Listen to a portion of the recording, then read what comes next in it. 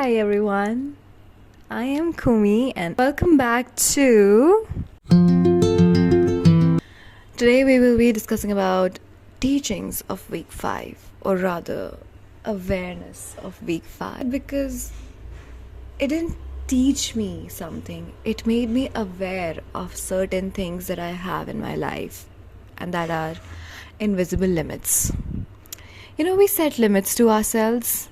We limit ourselves, our ambitions, our potential. We set a cap to what others should act like, what a situation should be like. We often as well set a cap to what the definition of God is. We put a cap to an energy that loves expanding itself. The universe keeps expanding. For me, God is not this humanly figure, but rather the source energy, and that energy loves to expand. It's infinite, that's for sure. And we, as human beings, set a limit to it. It taught me how in different ways I have limited myself. And listen, you don't have to do that. You don't have to limit yourself. That limitations are not yours.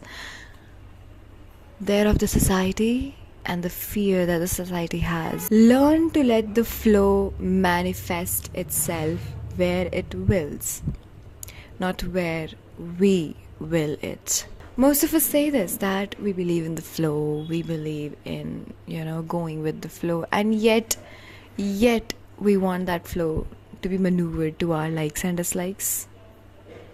Isn't it funny? Isn't it ironical? And not believing it, the above part of let the flow manifest itself and not according to your will, it shows in a way that we believe that God created the subatomical particle, the universe, this energy manifested itself into us, you, everything around us. But it still cannot help us with art, our problems. It still cannot help us with making a movie. It still cannot help us with making a song or any creative endeavors of ours. Isn't it ironical? When the base of everything, the human mind, was created by that source of energy, we question that source of energy to be like, will it be able to solve our problem? I mean, it's like you put God into a box, like a box that we perceive to be good, to be deemed as fit, when God is everything and anyone beyond our imaginations.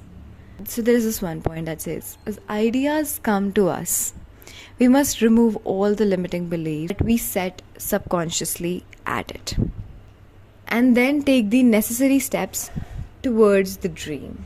And when we take that step towards our dream, right at that moment when we decide to actually move towards our dream rather than following a pre-made plan or not taking any actions, we meet our true selves. We lose sight of our own self-construct or self-concept and emerge as this ever-changing, ever-expanding self, removing your limiting beliefs, removing your construct of self, deconstruction. It all requires solitude. It requires you to spend time with yourself.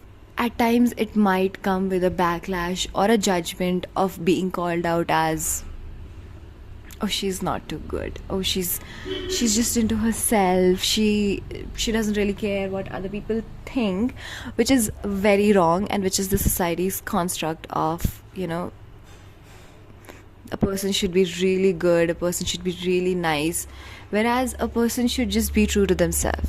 That is what the base is. A person should be true to themselves, and that's it. All other things are construct of the society. All other things are construct of your own upbringing, stuff that you imbibed from your near ones or surrounding ones, or whatever your brain tried to calculate out of the situations that you faced.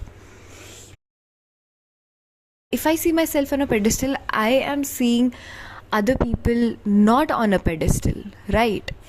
And how do I deal with that? That is when I realized that by putting yourself on the pedestal, you mean you're putting this version of you that is the best for your future, and all the other versions are taking a backseat.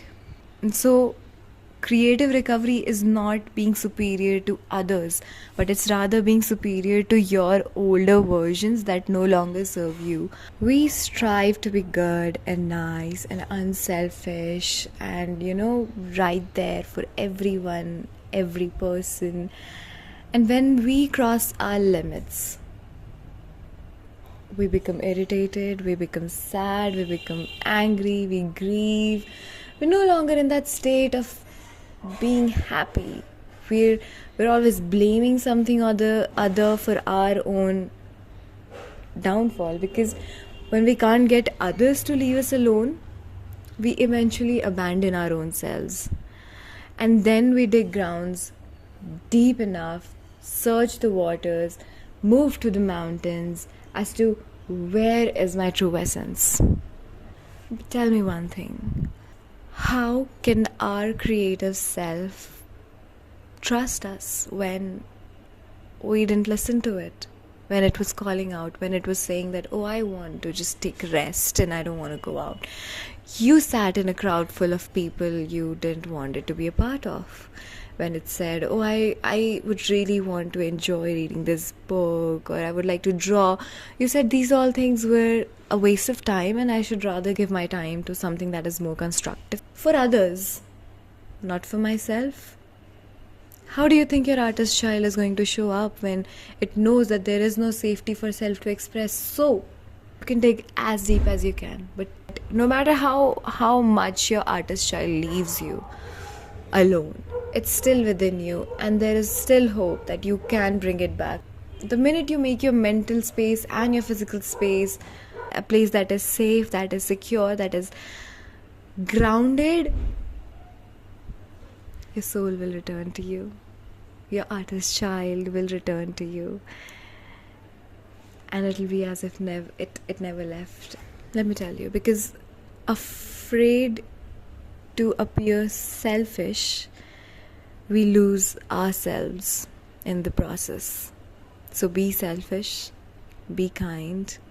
A few steps towards the direction of your dreams.